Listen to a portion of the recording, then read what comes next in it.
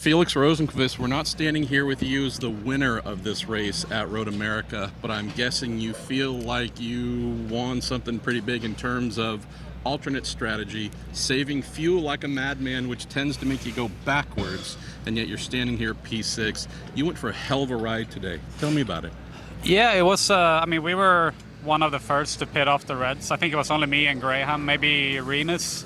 I went in on the, was it third yellow or second? It was a lot of yellow. There were like 19 yellows. Yeah. I lost track. But we went in. Yep. I was like, oh, this is going to be pretty steep, which it was. It was a very big fuel number. But I don't know, somehow the pace, we were doing like mid-nines, doing a lot of fuel save, and we came out in a good space. Not initially, we were behind Kirkwood, which kind of, I think without that we would have been potentially even further up, but once we got going in clean air, man, we were able to chip away, and we're pretty much doing, not as quick as Rossi and those guys, but pretty close. So yeah, I was surprised it worked as well as it did.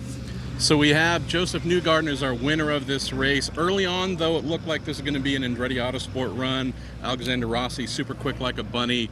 Newgarden jumps them in the pits, and honestly, he kind of sort of checked out from there, managed the lead. Did have this late restart, though, led to some fun and jockeying there.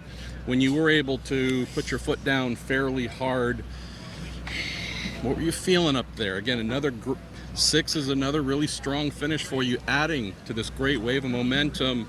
I know the win wasn't necessarily yours to have today, but what's the feeling coming out of here? Did you achieve something? Yeah, I think we had a not an optimal race, and we still, finished top 6. I think it's the 4th top 10 in a row now. So that's great. I think we probably climbed a bit in the standings as well.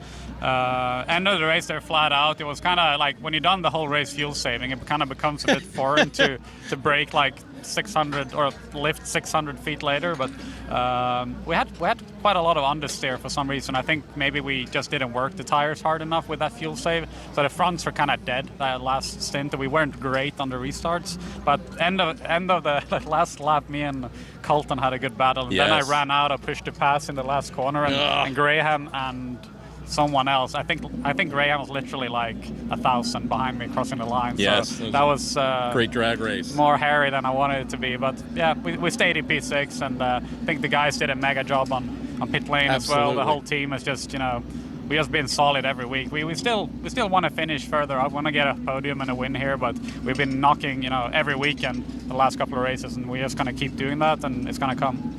Last thing or two for you, Felix. So I was speaking with one of your team members this morning, and they said, hey, with this streak that he's on, where he's rising to in the championship, don't forget, this guy can go get a title this year. And even if you don't win the championship, you can keep marching forward. That also has to be a really positive thing to know.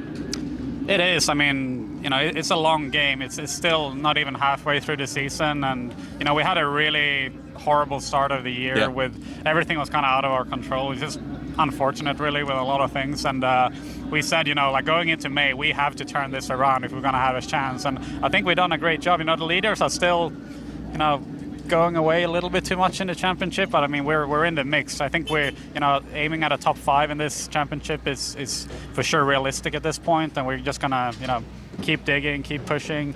There's still things we can do better, and I can do better, and I'm feeling good for the rest of the year.